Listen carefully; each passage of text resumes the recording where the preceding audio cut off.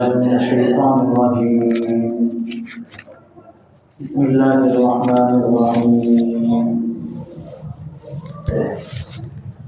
ما على الرسول إلا البلاغ والله يعلم ما تبدون وما تكتمون قل لا يستوي الخبيث والطيب ولو أعجبك كثرة الخبيث فاتقوا الله يا أولي الألباب لعلكم تفلحون. صدق الله العظيم. আল্লাহ তাআলা বলেন, রাসূলের উপরে কোনো দায়িত্ব নেই পৌঁছানো ছাড়া। আল্লাহ তাআলা জানেন যা তোমরা প্রকাশ করো, যা তোমরা গোপন করো। আপনি বলে দেন খারাপ বা অপবিত্র এবং পবিত্র কখনো সমান হতে পারে না। যদিও আপনার অনেক অপবিত্র পছন্দ হয়, অতএব আপনি আল্লাহকে ভয় করেন। অতএব তোমরা আল্লাহকে ভয় করো হে বুদ্ধিমানগণ, যাতে তোমরা সফল হতে পারো। আল্লাহ তাআলা প্রথম আয়াতে বলেন যে রাসূলগণের দায়িত্ব হলো শুধু পৌঁছানো। আমরা এই বিষয়টা গত সপ্তাহে আলোচনা করেছি। আল্লাহ তাআলা একমাত্র মানব জাতিকে সকল সৃষ্টি জগতের উপরে সেরা বানিয়েছে। আর সেরা বানানোর অন্যতম কারণ হলো এই মানব জাতিকে আল্লাহ তাআলা স্বাধীনতা দিয়েছেন। ওয়ালাকাদ কাররামনা বানি আদমা ওয়া হামালনাহুম ফিল বাররি ওয়াল বাহর। আমি আদম সন্তানকে সম্মানিত করেছি। আর সম্মানিত করার মৌলিক কারণ হলো যে মানুষ বুদ্ধিমান, মানুষকে বিবেক দেওয়া হয়েছে এবং মানুষকে স্বাধীনতা দেওয়া হয়েছে। মাছকে আল্লাহ তাআলা সৃষ্টি করছেন, মাছকে পানি ছাড়া মাটির উপরে চলার কোনো স্বাধীনতা দেয় নাই। পানি ছাড়া যদি মাছ মাটিতে চলতে চায় তো কতক্ষণ লাফিয়ে সে মারা যাবে। এমনিভাবে গরুকে মাটির উপরে চলতে বলেছেন, পানিতে চলার স্বাধীনতা তাকে দেয়নি। পানিতে সে নামলে সে মারা যাবে। কিন্তু আল্লাহ তাআলা মানব জাতিকে একমাত্র স্বাধীনতা দিয়েছেন যে মানব জাতি যদি চায় পানিতে নামতে পারে, মানব জাতি যদি চায় মাটিতে হাঁটতে পারে, মানব জাতি যদি চায় ভালো কাজ করতে পারে, খারাপ কাজ যদি করতে চায় খারাপ কাজও করতে পারে। এই ক্ষেত্রে রসুলগণের দায়িত্ব হলো শুধু পৌঁছানো। রসুলগণ কোনো মানুষকে মুমিনও বানাইতে পারে না, কোনো মানুষকে কাফেরও বানাইতে পারে না। শুধু রসুলগণ না, রসুলের উত্তরসূরি আলেম ওলামা, দায়ী, মুসলমান, কেউ কাউকে মুসলমানও বানাইতে পারে না, কেউ কাউকে অমুসলমানও বানাইতে পারে না। কারণ মুসলমান তাকেই বলবে যে খুশি মনে লা ইলাহা ইল্লাল্লাহু মুহাম্মাদুর রাসূলুল্লাহ বলবে। তো একজন খ্রিস্টান, একজন হিন্দু, একে যদি আপনি পিস্তল ধরেন অথবা জোরাজুরি করেন, তারে বলেন যে তুই লা ইলাহা ইল্লাল্লাহ বল, আপনার সামনে হয়তো বলল, পিছনে গিয়ে সে আবার মন্দিরে গিয়ে পূজা দিলেন, সে কখনো মুসলমান না। আপনি তাকে অস্ত্র দেখিয়েও মুসলমান বানাইতে পারবেন না, তাকে ভয় দেখিয়েও মুসলমান বানাইতে পারবেন না। সে আপনার সামনে হয়তো লা ইলাহা ইল্লাল্লাহ বলল, সে বাসার ভিতরে গিয়ে সে মন্দিরে পূজা দিল, আল্লাহরে মানল না, অন্তরে আল্লাহকে অবিশ্বাস করল। তো জন্য রসুলগণের দায়িত্ব হলো শুধু পৌঁছানো। রসুলগণ কাউকে মুমিনও বানাইতে পারে না, কাউকে জান্নাতীও বানাইতে পারে না, কাউকে জাহান্নামীও বানাইতে পারে না। ইন্নাকা লা তাহদি মান আহবাবতা ওয়ালাকিন্নাল্লাহা ইয়াহদি মান ইয়াশা। নিশ্চয়ই আপনি হেদায়েত করতে পারেন না যাকে আপনি চান, আপনি যাকে ভালোবাসেন তাকে আপনি জান্নাতি বানাইতে পারেন না। আল্লাহ তাআলাই একমাত্র হিদায়াত দেন যাকে চান। তো এই জন্য রসুলগণের দায়িত্ব হলো শুধু পৌঁছানো, মুসলমানের আলেম ওলামা সকলের দায়িত্ব হলো শুধু পৌঁছানো। এখন আবার এইটাতে অনেক বিভ্রান্ত ছড়াইতে পারে যে আমার ছেলের তো বলি নামাজ পড়তে, নামাজ পড়ে না, আমার মেয়েকে তো বলি বোরকা পড়তে, বোরকা পড়ে না, আমি আমার অফিসারকে তো বলি ঘুষ না খাইতে, সে তো ঘুষ খায়, সুদ না খাইতে বলি সে তো খায়, আমি তো আমার দায়িত্ব পালন করছি, সে করে না, আমি কি করব? এইখানে রাসূলুল্লাহ সাল্লাল্লাহু আলাইহি সাল্লাম বলেন এই পৌঁছানোর অর্থ কি? মান রাআ মিনকুম মুনকারান ফালইউগাইয়িরহু বিয়াদিহি, তোমাদের মধ্যে যে কোনো খারাপ কাজ দেখে ক্ষমতা থাকলে হাতের দ্বারা পরিবর্তন করবে। অন্য হাদিসে বলছেন তোমরা তোমাদের বাচ্চাদেরকে মুরুহুম আপনাও সব আসিনি, 7 বছর হইলে নামাজের আদেশ করো, ওয়াদরিবুহুম ওহুম আপনাও আশার, আর 10 বছর হইলে তাদেরকে নামাজের জন্য মারো। খারাপ হইতে দেখলে ক্ষমতা থাকলে হাতের দ্বারা পরিবর্তন করতে, যদি সেটা সম্ভব না হয় মুখের দ্বারা প্রতিবাদ করতে, সেটাও যদি সম্ভব না হয় তাহলে অন্তর দ্বারা ঘৃণা করা। প্রশ্ন আসবে, আপনিই তো বললেন যে শুধু দায়িত্ব হলো শুধু পৌঁছানো, তাহলে বাচ্চাকে কেন মারব? মারার কথা কেন আসবে? আল্লাহ রসুল কেন বলছেন মারতে? কারণ রাসূলুল্লাহ সাল্লাল্লাহু আলাইহি ওয়াসাল্লাম হাদিসের মধ্যে বলেন ইন্নাল্লাহা ইয়াযাউ বিসুলতানি মা লা ইয়াযাউ বিগাইরিহি, আল্লাহ তাআলা অনেক সময় ক্ষমতা দ্বারা অনেক জিনিসকে পরিবর্তন করেন যেটা ক্ষমতা ছাড়া পরিবর্তন হয় না। আপনি যদি ইসলামী সরকার কায়েম করলেন, সকলকে নামাজের আদেশ করলেন, যে নামাজ পড়ে না তাকে শাস্তির ব্যবস্থা করলেন, বা তাকে কমপক্ষে সামাজিকভাবে সে মুনাফিক, নামাজ যে পড়ে না সে মুনাফিক, সে মুসলমান না, এইভাবে যদি আপনি পরিবেশ গড়ে তুলতে পারেন তাহলে যার নামাজে অবহেলা করতে ইচ্ছা হয় সেও অবহেলা করবে, সেও মসজিদে আসবে। যেটা সাহাবায়ে কেরাম বলে যে মা ইয়াতাখাল্লাফু মিন্না ইল্লা মুনাফিক, আমাদের সময় আমরা জামাত ত্যাগ করার কল্পনাই করতাম না, এমনকি আমাদের মধ্য থেকে কেউ জামাতের পিছনে বাড়িতে থাকতোই না, যারা বাড়িতে থাকতো তাদেরকে আমরা মুনাফিক মনে করতাম। মুখে মুখে মুখে লা ইলাহা ইল্লাল্লাহ বলে ভিতরে তারা কুফরি করে। অর্থাৎ এই জন্য ইবনে খালদুনের একটা কথা আছে, ইবনে খালদুন বলে যে মানুষ সবসময় বিজয়ীদেরকে অনুসরণ করে, ক্ষমতাবানদের অনুসরণ করে। এই জন্য আল্লাহ তাআলা দাওয়াত দিয়ে একটা সময় রাসূলের উপরে জিহাদ ফরজ করছেন। হুয়াল্লাযী আরসালা রাসূলাহু বিল হুদা ওয়া দীনিল হাক্কি লিইয়ুযহিরাহু আলাদ দীন, আল্লাহ তাআলা রাসূলকে পাঠাইছেন দাওয়াত নিয়ে, ইসলামের দাওয়াত নিয়ে। কেন? যাতে ইসলামকে অন্যান্য দ্বীনের উপরে বিজয় করতে পারে। অর্থাৎ অধিকাংশ মানুষ মুসলমান, অধিকাংশ মানুষ দাড়ি রাখে, অধিকাংশ মানুষ মাথায় টুপি পরে, অধিকাংশ মহিলারা বোরকা পরে, অধিকাংশ মহিলারা যারা বোরকা পরে না তাদেরকে ঘৃণা করে, যারা মসজিদে যায় না তাদেরকে ঘৃণা করে। এই রকম অধিকাংশ মানুষ যদি নামাজি হয়, অধিকাংশ মানুষ যদি ইসলামকে মাননেওয়ালা হয়, তো সেইখানে আমি আপনি যাদের মধ্যে একটু দুর্বলতা আছে,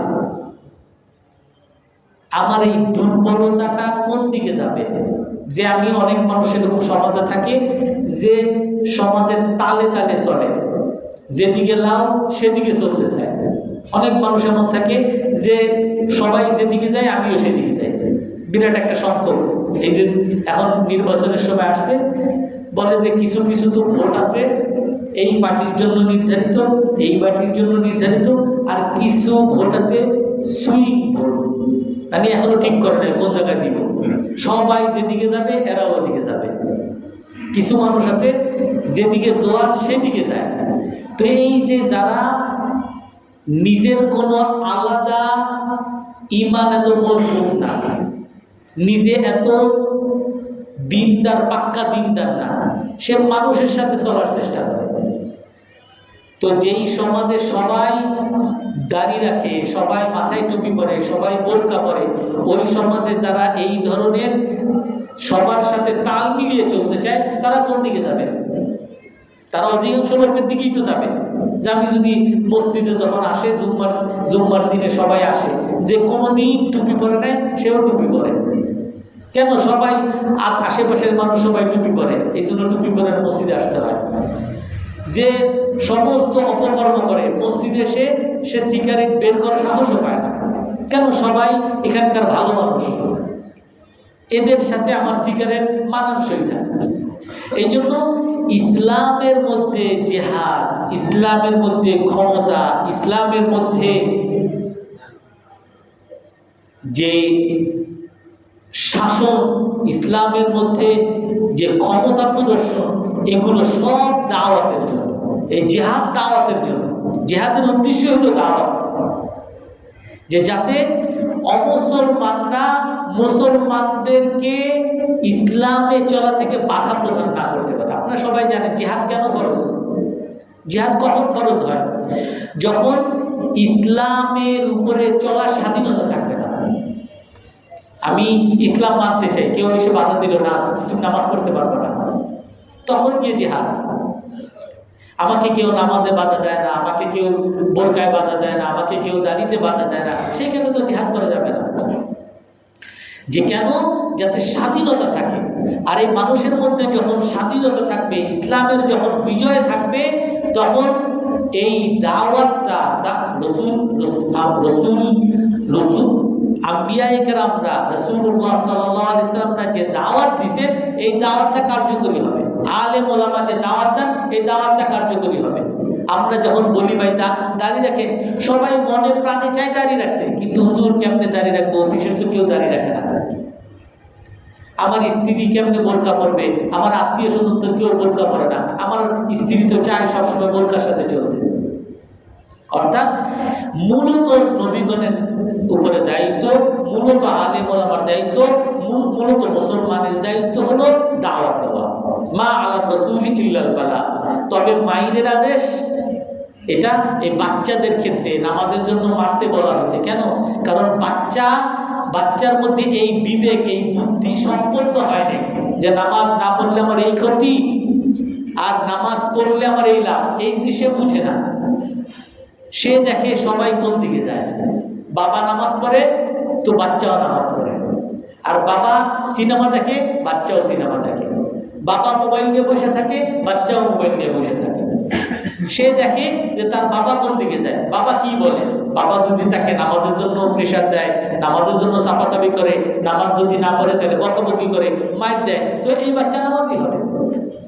আর আপনার এই 10 বছরে মারতে বলছে, 10 বছরে নামাজ না পড়লে মারো। কারণ এই বাচ্চা যদি 18 বছর হয়ে যায়, আর তাহলে যদি আপনি মারতে যান, এই মারার দ্বারা কখনো কার্যকর হবে? লাভ হবে? উল্টা ক্ষতি হবে। আমারে মারতে আসছে, উল্টা বাপের ধরে মারবে। কারণ এই বয়সের মধ্যে বাচ্চাকে যে আদেশ করে, বাচ্চা সেটা শুনে।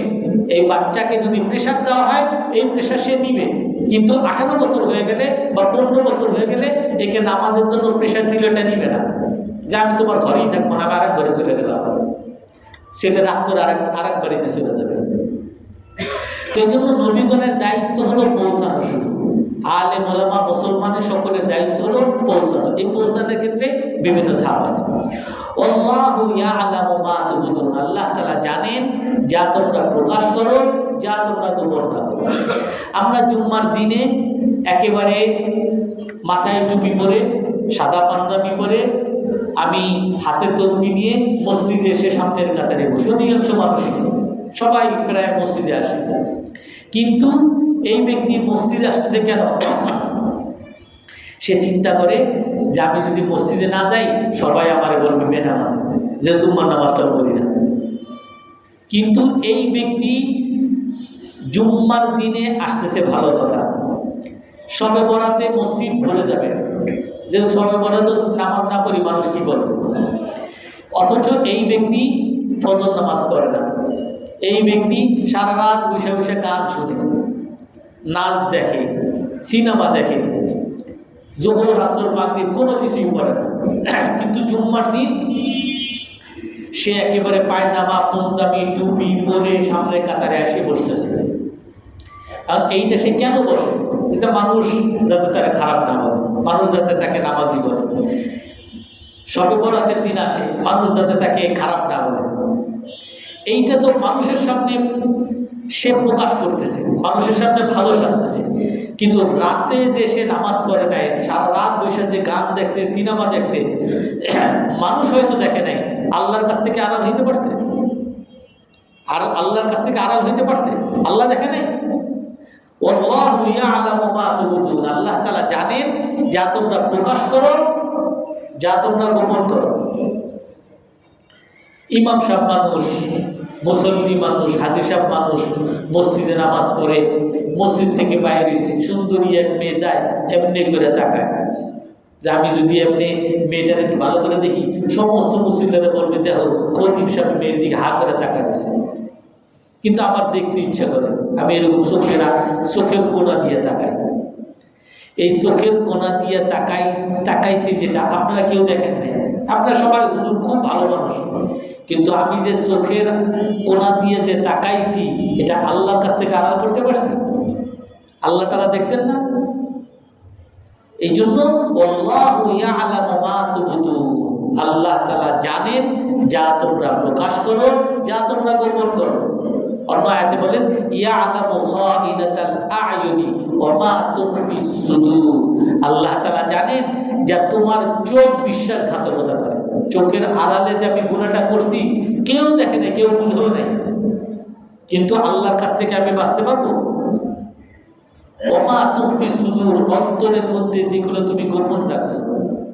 আমি মনে মনে, আপনি আমার সাথে আসছেন, জি হুজুর কেমন আছেন, যে ইমাম সাহেব হুজুর আপনি ভালো আছেন, দোকানদার গেছি, হুজুর আপনি খতিব সাহেব অনেক ভালো মানুষ, আসেন আপনারে একটু খেদমত করি, বসছি। এখন সে বসার পরে যেই কাপড় সবার কাছে সে 150 টাকা বিক্রি করে, বলে হুজুরে তো পাইছি, এখন এর কাছে বিক্রি করে 300 টাকা দিয়ে। সে যে এই যে মনে মনে গোপনে যে হুজুরে ঠকাইছে, হুজুর তো বুঝে নেই, হুজুরে তো তার একেবারে তার ভক্তি শ্রদ্ধা দেখে তার উপরে খুব খুশি, 300 টাকা দিয়েও সে খুব খুশি। কিন্তু সে গোপনে গোপনে যে হুজুরে ঠকাইছে, আল্লাহর কাছ থেকে কি সে রক্ষা পাবে? হুজুরে 6 না বুঝাইছে, কিন্তু আল্লাহরে কি 6 না বুঝাইতে পারবে? এটাই আল্লাহ তাআলা বলেন আল্লাহু ইয়ালামু মা তুবদুন, আল্লাহ তাআলা জানেন যা তোমরা প্রকাশ করো, যা তোমরা গোপন করো। এই জন্য মুসলমানের অন্যতম একটা দায়িত্ব হলো আল্লাহর জন্য করা ইখলাস।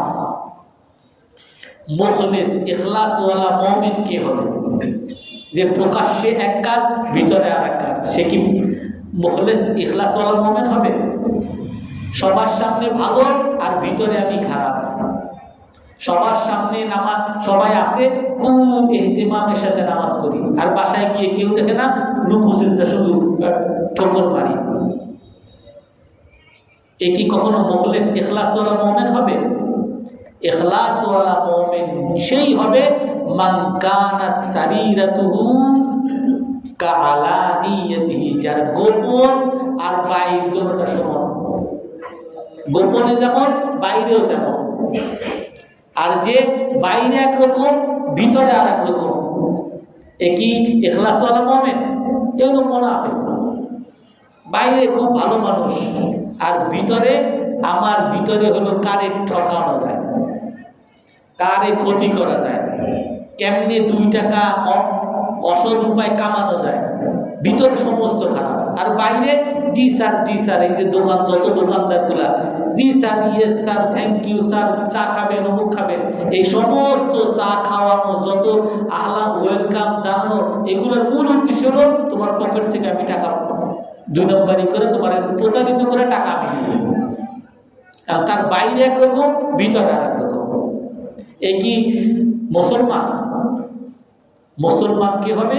যার ভিতর বাহির দুটোটা সমান হবে। আল্লাহু ইয়ালামু মা তুবদুন ওয়া মা তাকতুমুন, আল্লাহ তাআলা জানেন যা প্রকাশ করো, যা গোপন রাখো। কুল লা ইস্তাবিল খাবিস ওয়াত তাইয়্যিব, আপনি বলে দেন খারাপ ভালো কখনো সমান হতে পারে না। খারাপ ভালো, অপবিত্র পবিত্র কখনো সমান হতে পারে না। কোরআনের অন্য আয়াতের মধ্যে আছে, আমনা জাআলুল লাযীনা আমানু ওয়া আমিলুস সালিহাতি কাল মুফসিদিনা ফিল আরদ আমনা জাআলুল মুত্তাকিনা কাল ফুজ্জার। আমি কি ওই সকল মানুষ যারা ঈমান আনছে, ভালো কাজ করছে, তাদেরকে আমি কি সন্ত্রাসীদের সমতুল্য করব? তারা দুজন কি এক পাল্লায় হবে কখনো? আমনা জাআলুল মুত্তাকিনা কাল ফুজ্জার, যে আল্লাহকে ভয় করে আর যে পাপ করে, দুজনকে কি আমি সমান করব? একজন ভিতরে ভিতরে, বাইরে খুব সুন্দর নামাজি আর ভিতরে তার সমস্ত অপকর্ম, এই দুজনকে আল্লাহর চোখে কখনো সমান? আল্লাহ তাআলা বলেন আমি তাদের দুজনকে কখনোই সমান করব না। আম হাসিবাল্লাযীনা ইজতারাহুস সাইয়্যাতি আন নাজআলাহুম কাল্লাযীনা আমানু ওয়া আমিলুস সালিহাত। মানুষ যারা পাপ করে তারা কি মনে করে মসজিদে দুজন পাশাপাশি, যে সেও যেমন ভালো মানুষ আমিও ভালো মানুষ, কিন্তু যে পাপ করছে, যে ঘুষ খায়, সুদ খায়, মানুষকে ঠকায়, যদিও সে ভালো মানুষের পাশে দাঁড়াইছে, আল্লাহ বলেন আমি তাদের দুজন কি কখনো সমান করব? কখনো সমান করব না। সাওয়াআম মাহইয়াহুম ওয়া মামাতুহুম, মৃত ব্যক্তি আর জীবন্ত ব্যক্তি দুজন কি সমান কখনো? আল্লাহর চোখে সব আলাদা। আপনি যতই ভালো হওয়ার ভান করেন না কেন, আল্লাহ তাআলার চোখে যেহেতু আপনি খারাপ, আপনার প্রতিদান দুনিয়াতে খারাপই দিবে আল্লাহ তাআলা। আপনি হয়তো বা ইনকাম করতেছেন, যে আমি ঘুষ খেয়ে সুদ খেয়ে পয়সা কামাইছি, কেউ তো বুঝে নাই আমি ধনী মানুষ, আর আরেকজনও সুদও খায় না, ঘুষও খায় না, মাদ্রাসায় চাকরি করে, আর মাদ্রাসায় চাকরি করে অল্প টাকা বেতন পায়, তার কোনো মূল্য নেই সমাজে। আর আমি আমার দোকানের মধ্যে, দোকানে চাকরি করি, দোকানে বেপরদা মহিলা আসতেছে যাইতেছে, মানুষকে ঠকাইতেছি, মানুষের ঘুষ খাইতেছি, সুদ খাইতেছি, সব ধরনের অপকর্ম আমি করতেছি। এই যেই ব্যক্তি মাদ্রাসায় পড়ায় মাত্র ৫,০০০ টাকা, আর যেই ব্যক্তি দোকানে কাজ করে সব অপকর্ম করে সে ৫০,০০০ টাকা ইনকাম করে, আল্লাহ বলেন আমি এই দুইজনকে কি কখনো সমান সমান করব? বলে না, তার তো অনেক সম্মান। আমাদের দুনিয়ার চোখে আমরা দেখি যে ৫০,০০০ টাকা ইনকাম করে, সে গাড়িতে চলে, সে ভালোবাসায় থাকে, তার ফ্যামিলি খুব আরামে সচ্ছলতায় চলে, আর যে মাত্র ৫,০০০ টাকা বেতন পায়, এর একটা জামা কিনতে পারে না, একটা জুতা কিনতে পারে না, ছেলে মেয়ের একটা চিপস কিনে দিতে পারে না, তার স্ত্রী ঢাকা শহর রাখতে পারে না, গ্রামে সে রাখে। আল্লাহ বলেন কি, এই দুইজনকে আমি কখনো সমান করব না। সমান করবে না কেমনে? এই যে ৫০,০০০ টাকা যে ইনকাম করে, একে আল্লাহ তাআলা এর খরচ, এর ছেলে বলবে যে আমার মদ খাওয়ার জন্য ২০,০০০ টাকা লাগবে, দিবা না? মার দিব, বাবা মায়ের সাথে বেয়াদবি করবে। তার স্ত্রী বলবে আমার প্রতি মাসে শাড়ি লাগবে। এই যে ৫০,০০০ টাকা ইনকাম করে, এই ৫০,০০০ টাকা ইনকাম করে সে তার স্ত্রীর চাহিদা পূরণ করতে পারে না, সে তার ছেলের চাহিদা পূরণ করতে পারে না, সে তার নিজের চাহিদাও পূরণ করতে পারে না। তার সিগারেট খাইতেই মাসে লাগে হলো ১০,০০০ টাকা, এই সিগারেটের পয়সায় তার এই ৫০,০০০ টাকা হয়। আর আরেক ব্যক্তি যে মাত্র ৫,০০০ টাকা, এর স্ত্রীর কোনো চাহিদা নেই, এর ছেলে মেয়ের কোনো চাহিদা নাই, এর ছেলে মেয়ে এর কথা শুনে সবসময় বাবাকে আদর করে, তার স্ত্রী সবসময় তার স্বামীর কথা শুনে, আর তার নিজেরও কোনো চাহিদা নাই। একটা জামা কিনা সারা বছর এই জামা দিয়ে সে চলে। অর্থাৎ আল্লাহ তাআলা এই ৫,০০০ টাকা, পবিত্র ৫,০০০ টাকা দিয়ে তাকে সুখী জীবন দান করে, আর আরেকজনকে ৫০,০০০ টাকা, অপবিত্র ৫০,০০০ টাকা দিয়ে তাকে অসুখী জীবন দান করে।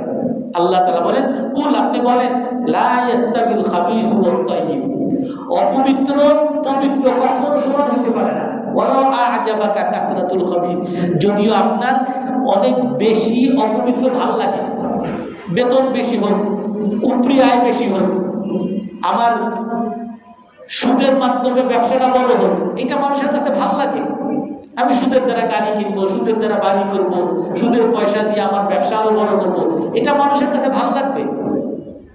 কিন্তু যতই আপনার ভালো লাগুক, এই খারাপ, অপবিত্র আর পবিত্র কখনো সমান হবে না। দুনিয়াতেও সমান হবে না, আখিরাতেও সমান হবে না। রাসূলুল্লাহ সাল্লাল্লাহু আলাইহি ওয়াসাল্লাম এক হাদিসে বলেন, মান তাযাওয়াজা ইমরাআতান লিইজ্জিহা লাম ইয়াজিদুহুল্লাহু ইল্লা যুল্লা। যে কোনো মেয়েকে বিয়ে করে তার সম্মানের জন্য, মেয়ে অনেক বংশীয় লোক, সে বিয়েকে, এখন আমাদের যুবকরা বিয়ে করতে চায় যে বংশ কি, মেয়ের পাশ কি, মেয়ে কেমন সুন্দরী, মেয়ের সোসাইটি মর্যাদা কি, এগুলো সে খোঁজে। রাসূল বলেন, যে কোনো নারীকে বিয়ে করে সম্মানের জন্য, তার বাবা এমপি, তার বাবা বড়লোক, তার বাবা অমুক তমুক, যে সম্মানের জন্য যে কোনো নারীকে বিয়ে করে, আল্লাহ রাসূল বলেন লাম ইয়াজিদুহুল্লাহু ইল্লা যুল্লা। আল্লাহ তাআলা তার সম্মান বাড়ায় না, বরং তাকে আরো অপমান বাড়িয়ে দেয়। যে বিয়ে করছে সম্মানের জন্য, আল্লাহ তারা অপমান বাড়িয়ে দেয়। বিয়ে করছে বড় লোকের মেয়ে দেখা, এখন সারাদিন বউ খোটা দেয়, তুমি তো ফকিরের বাচ্চা, তোমার বাপ তো ফকিরের বাচ্চা, কোনো আমার বাপের পয়সা দিয়ে তুমি চলো, তোমরা তো জীবনে মুরগি গোশত খাওয়া নেই, আমার বাপই তোমার খাওয়াইছে। সারাদিন খোটা দিয়া অপমান আল্লাহ তাআলা তারাও বাড়িয়ে দেয়। মান তাযাওয়াজা ইমরাআতান লিমালিহা লাম ইয়াজিদুল্লাহু ইল্লা ফাকরা। যে কোনো নারীকে বিয়ে করে সম্পদের জন্য, সম্পদের জন্য বিয়ে। অনেক বাবা অনেক বড় লোক, স্ত্রী অনেক বড় চাকরি করে, স্ত্রী অনেক টাকা বেতন পায়, এইটা দেখে বিয়ে করে। আল্লাহ রাসূল বলেন কি, আল্লাহ তাআলা তার দারিদ্রতা, অভাব আরো বাড়িয়ে দেয়। স্ত্রীর টাকার জন্য বিয়ে করছে, ওই স্ত্রী নেওয়ার সাথে সাথে বলে, তুমি তো সারাদিন ৫,০০০ টাকা দামের বাসায় রয়েছো, আমি তো আমার বাপের বাসায় কোনোদিন এসি ছাড়া ঘুমাই নেই, আমি ৩০,০০০ টাকার নিচে কোনো বাসায় থাকতে পারবো না। এই বিয়ের এই স্ত্রী রাখতে হলে ৩০,০০০ টাকার বাসায় নিতে হবে তাকে। অর্থাৎ আপনার অভাব শুরু হয়ে গেছে। আপনি যা খাইতেন, আপনার খাওয়ার খরচ যাইত ২,০০০ টাকায় শেষ হয়ে যাইত। সে বলে, আমি তো এগুলো খাই না, আমার সারাদিন ফুড পান্ডাতে খাবার আনা লাগবে। আমার আব্বা প্রতিদিন প্রতি সপ্তাহে বাইরে নিয়ে চাইনিজ খাওয়াইতো, বিভিন্ন ফাস্টফুড খাওয়াইতো। এখন যেই খাওয়া আপনার ২,০০০ টাকা দিয়ে হয়ে যেত, সেই খাওয়া এই স্ত্রীর জন্য ২০,০০০ টাকা লাগবে। আর এই টাকা আপনার নাই, এই টাকা পাবেন কই? আপনি ঘুষ খাবেন, সুদ খাবেন, মানুষের কাছে অপমানিত হতে হতে একসময় এই মানুষের ঋণগ্রস্ত হয়ে আপনি আরো দরিদ্র হয়ে যাবেন, অভাবী হয়ে যাবেন। এটাই বলেন, যে কোনো নারীকে বিয়ে করে সম্পদের জন্য, আল্লাহ তাআলা তার অভাবকে আরো বাড়িয়ে দেয়। যে কোনো নারীকে বিয়ে করে তার বংশের জন্য, লিহাজবিয়া, সে খান বংশ, সৈয়দ বংশ, আল্লাহ তাআলা তার আর এই মর্যাদা আরো কমিয়ে দেয়, তাকে আরো অপমান বাড়িয়ে দেয়। স্ত্রী সারাদিন খোটা দেয়, আমরা সৈয়দ বংশ, আমরা তো যত তোমাদের মতো এই নিম্ন বংশের, এদেরকে আমাদের চাকর হিসেবে রাখতাম। এই স্ত্রীর চাচা দেখা হয়, আরে তুমি ওই বংশের, আমার এই সুইপারগিরি করতো, আর তুমি ওই এলাকার মিরপুরে থাকো, আমরা তো এই মিরপুরের সবাই আমাদের গুলশানে আমাদের সুইপার হিসেবে রাখতাম, ওই জায়গায় থাকো। শুধু স্ত্রী না, স্ত্রীর পরিবার, আত্মীয় স্বজন, মামা খালু, সবাই অপমান করতে থাকবে। আর যে স্ত্রীকে কোনো নারীকে বিয়ে করবে দ্বীনের জন্য, টাকা নাই সমস্যা নাই, সৌন্দর্য নাই সমস্যা নাই, এবং এই হাদিসের মধ্যে এটাও আছে, যদি কেউ কোনো নারীকে বিয়ে করে সৌন্দর্যের জন্য, আল্লাহ তাআলা তাকে এক সংকীর্ণ জীবন তাকে দান করবে। এই সৌন্দর্য, স্ত্রী সবসময় অহংকারী, যে তুমি আমি তো কালা মানুষের পছন্দ করতাম না, আমার বাপে জোর করে কালা মানুষের ধরাই দিছে, তোমার ঘৃণা লাগে, এ সারাদিন আপনার কোটা দিতে থাকবে। সে সুন্দরী, আপনি কালা, আপনি দেখতে খারাপ, সারাদিন খোটা দিতে থাকবে। যে নাকি দ্বীনের জন্য বিয়ে করবে, আল্লাহ তাআলা তাকে সমস্ত সাংসারিক যত বরকত আছে সকল বরকত আল্লাহ তাআলা দান করবে। এই জন্য রাসূল সাল্লাল্লাহু আলাইহি ওয়াসাল্লাম হাদিসের মধ্যে বলেন, ফাজফার বিযাতিদ দ্বীন, তোমরা দ্বীনদার দেখে বিয়ে করো, দ্বীনদারিকে অগ্রাধিকার দাও। হাসান বসরি রহমতুল্লাহ আলাইহির কাছে একজন আসছে, এই হাসান বসরি আমার মেয়েকে বিয়ে দিব। কার কাছে বিয়ে দিব? কই দেখো, তুমি যদি টাকা দেখে বিয়ে দাও তাহলে তোমার স্ত্রীকে, তোমার মেয়েকে এই লোকে চাকরানি হিসেবে ব্যবহার করতে পারে। তুমি যদি তার বংশ দেখে দেখো, এ হয়তো তোমার মেয়েকে সবসময় অসম্মান করতে পারে। তুমি যদি তার সৌন্দর্য দেখে দাও, তোমার মেয়েকে অসম্মান করতে পারে, তোমার মেয়ের উপরে জুলুম করবে, মারবে, আঘাত করবে। তুমি তখন কান্না ছাড়া, তোমার মেয়ের চোখের কান্না দেখা ছাড়া আর কোনো উপায় তোমার সামনে থাকবে না। কিন্তু তুমি যদি দ্বীনদারি দেখে কারো কাছে বিয়ে দাও, তাহলে সে যদিও তোমার মেয়েকে পছন্দ না করে, তোমার মেয়ের উপরে জুলুম করবে না। তোমার মেয়ের চেহারা তার কাছে ভাল লাগে নাই, টাকা পয়সা তার কাছে ভাল লাগে নাই, তার বংশীয় মর্যাদা তার কাছে ভাল লাগে নাই, কিন্তু সে দ্বীনদার। দ্বীনদার হওয়ার কারণে তোমার মেয়ের উপরে সে জুলুম করবে না, মারবে না। পছন্দ না ভালো কথা, মারবে না। কিন্তু তুমি ওই দ্বীনদারি ছাড়া যদি বিয়ে দাও, তাহলে সে তোমার মেয়ের উপরে জুলুম করবে, মারবে। কারণ তার কাছে দ্বীনদার, এই তোমার মেয়ের উপরে জুলুম করা থেকে বাঁচানোর মতো তার কাছে কোনো প্রতিকারের কিছু নাই। পছন্দ হয় নাই তোমার মেয়েরে, সে মারবে। তোমার মেয়ের টাকা পয়সা ভাল লাগে না, বাপের বাড়ি যা টাকা নিয়ে আয়। সৌন্দর্য ভাল লাগে না, তোর মতো এরকম কত সুন্দরী মেয়ে আমার পিছে পিছে ঘুরে, তোমার মেয়েকে অপমানিত করবে। এই জন্য তুমি যখন বিয়ে দিবা, একজন দ্বীনদার ছেলে দেখে বিয়ে দাও, কারণ তার যদি অন্য কোনো জায়গায় ঘাটতিও থাকে, সে জুলুম করবে না। এই জন্য আল্লাহ তাআলা কি বলেন, কুল লা ইয়াস্তাবিল খাবিসু ওয়াত তাইয়্যিব, আপনি বলে দেন অপবিত্র পবিত্রতা, খারাপ ভালো কখনো সমান হবে না। ওয়ালাউ আ'জাবাকা কাসরাতুল খাবিস, খারাপ অনেক বেশি খারাপ মানুষের কাছে ভালো লাগে। আপনার ছোট একটা ঘর ভাল লাগবে না, আপনার বাসায় নিয়ে গেছেন, আপনার এক রুমের বাসা, ঘৃণা লাগে, থাকতে ভাল লাগে না, মজা লাগে না।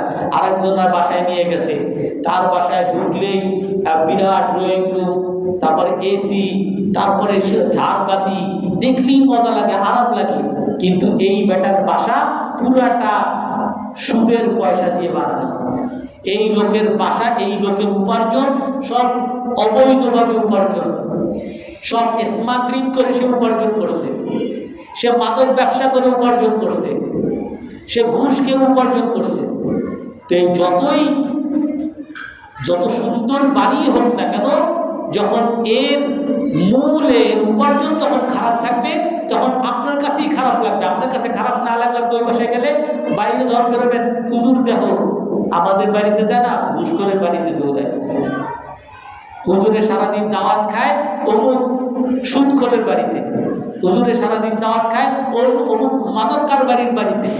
আপনারা সব জায়গায় অপমানিত হবেন আপনি। এই জন্য আল্লাহ তাআলা বলেন, আপনি বলে দেন ভালো খারাপ কখনো সমান হইতে পারবে না। ওয়ালাউ আ'জাবাকা কাসরাতুল খাবিস, খারাপ বেশি হলেও তোমাদের কাছে ভালো লাগলেও এটা কখনো সমান হবে না। ফাত্তাকুল্লাহা ইয়া উলিল আলবাব, হে বুদ্ধিমানরা, তোমরা অবশ্যই অবশ্যই আল্লাহকে ভয় করো। লাআল্লাকুম তুফলিহুন, যদি তুমি সফল হতে চাও।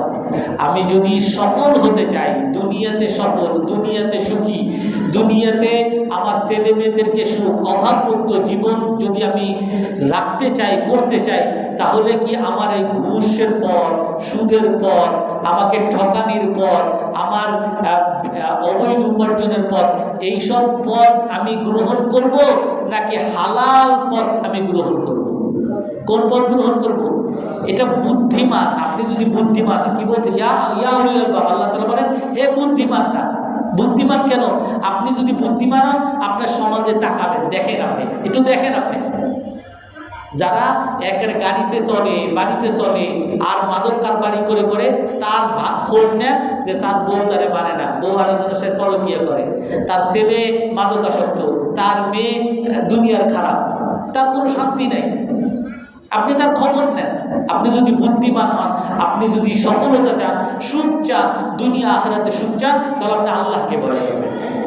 কখনো খারাপ কাজে যাবেন না, কখনো হারাম পথে যাবেন না, হালাল পথে থাকবেন। আল্লাহ তাআলা আমাদের সকলকে হালাল পথে থাকার তৌফিক দান করেন। তার কোনো প্রশ্ন আছে?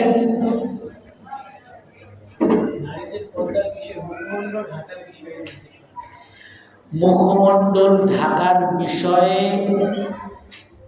আপনার সমস্ত আলেমদের একমত।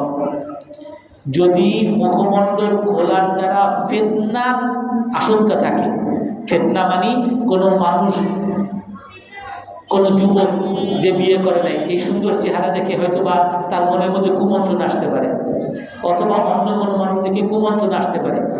ফিতনার আশঙ্কা থাকলে সমস্ত আলেমদের একমত, এই মহিলার মুখ ঢেকে রাখতে হবে, ঢেকে রাখা ওয়াজিব। কিন্তু কিছু কিছু আলেম যেটা মত দেন, বৈধ পথ দেন যে মুখ খোলা যাবে যদি সেখানে ফিতনারা বুড়ি মহিলা, যাকে দেখলে যুবক বিভ্রান্ত হওয়ার বা অন্য কোনো মানুষ বিভ্রান্ত হওয়ার সুযোগ নেই, সেই সব ক্ষেত্রে সে মুখ খোলা রাখতে পারে। কিন্তু উত্তম হলো এই বুড়ির জন্য মুখ ঢেকে রাখা উত্তম। আজকে এমন একটা মানে আমাদের সমাজে ট্রেন্ড আসছে, সবাই চায় হালাল কোনটা, বৈধ কোনটা, ওদের সামনের পরে জায়েজ কিনা, দাড়ি ছোট করে রাখবো, এটা দাড়ি জায়েজ কিনা, মুখ খোলা রাখবো জায়েজ কিনা। অর্থাৎ এই শেষ পয়েন্টে যখন আপনি যাবেন, তখন মুহূর্তের মধ্যে আপনি এখান থেকে আরেক পথে চলে যাবেন। আপনি যদি পাঞ্জাবি টুপি পরেন, তাহলে আপনি কি সবার সামনে সিগারেট খাইতে পারবেন? কিন্তু আপনার দাড়ি ছোট, সবাই যেমন দাড়ি রাখে, আপনি সিগারেট খাইতে কোনো সমস্যা নেই। অনেক পাপের পথ খুলে যায়। এই জন্য সুন্নত এমন একটা পথ, যেই পথ দ্বারা আল্লাহর রসুলের আদর্শের উপরে চলাও সহজ, ইসলামের উপরে চলাও সহজ, এবং সমস্ত গুনাহ থেকে বাঁচাও সহজ। এর উল্টা হলো, যদি আপনি শুধু বৈধতা খুঁজেন, তাহলে হাদিসের মধ্যে আছে আল হালালু বাইয়িন, হালালও স্পষ্ট, হারামও স্পষ্ট। এই হালাল হারামের মাঝখানে একটা সন্দেহযুক্ত একটা পয়েন্ট আছে, এইখানে যে যাবে সে হারামের মধ্যে পড়ে যাবে। এই জন্য সন্দেহ থেকেও বাঁচো। রাসূল বলেছেন ফাত্তাকুশ শুবহাত, সন্দেহজনক স্থান থেকেও বাঁচো। শরীয়ত প্রতিষ্ঠার বিষয়ে আমাদের মতো সাধারণ মানুষের কি ভূমিকা? আপনি কি জুম্মার নামাজ পড়েন এখানে? পড়েন? আচ্ছা, আমি তো এই ব্যাপারে আলোচনা করছি। শরিয়া আমার ব্যক্তিগত জীবনে আমাকে তো পালন করতেই হবে। প্রতিটা ইসলাম হলো প্রতিটা মানুষের জন্য। আমার ব্যক্তিগত জীবনে শরিয়া মানে কি? শরিয়া মানিটা কি? ইসলামী আইন, ইসলামের যত দাড়ি রাখা, টুপি রাখা, নামাজ পড়া, রোজা রাখা, হজ যাকাত করা, এগুলো সবই শরিয়া। এটা হলো আমার ব্যক্তিগত জীবন। আমার স্ত্রীকে পর্দা রাখা, ছেলে মেয়েদেরকে নামাজি পড়া, এগুলো সবই শরিয়া। তো এগুলো আমার ব্যক্তিগত পর্যায়ে তো ফরজ, প্রতিটা মুসলমানের জন্য। আপনি যদি বলেন রাষ্ট্রীয় পর্যায়ে, রাষ্ট্রীয় পর্যায়ে চোরের বিধান, হাত কাটা, তারপরে দর্শকের বিধান, মৃত্যুদণ্ড, এই যে বিধানগুলো, এগুলো সরকারের দায়িত্ব। কিন্তু আমার যেটা দায়িত্ব সেটা হলো এই শরিয়া আমার দেশে থাকা দরকার, এই বিশ্বাস রাখা। অনেক মানুষের মধ্যে এই বিশ্বাস যে রাজনীতি আলাদা আর ধর্ম আলাদা, এই বিশ্বাস যদি আমি করি, তো তার মানে আমি ইসলামকে পূর্ণাঙ্গ জীবন মানি নাই। ইসলামের মধ্যে ত্রুটি আসবে, আমার বিশ্বাসের, আমার ইমানের ত্রুটি আসবে। এই জন্য সার্বিক পর্যায়ে, রাষ্ট্রীয় পর্যায়ে আমাকে বিশ্বাস রাখতে হবে যে ইসলামী বিধানগুলো আমার রাষ্ট্রীয় পর্যায়েও বাস্তবায়ন হওয়া দরকার, এই বিশ্বাস রাখতে হবে, হলে ভালো। সুবহানাল্লাহ ওয়া বিহামদিহি আশহাদু আল্লা ইলাহা ইল্লা আনতা আস্তাগফিরুকা ওয়া আতুবু ইলাইক। আসসালামু আলাইকুম। ওয়া আলাইকুম আসসালাম।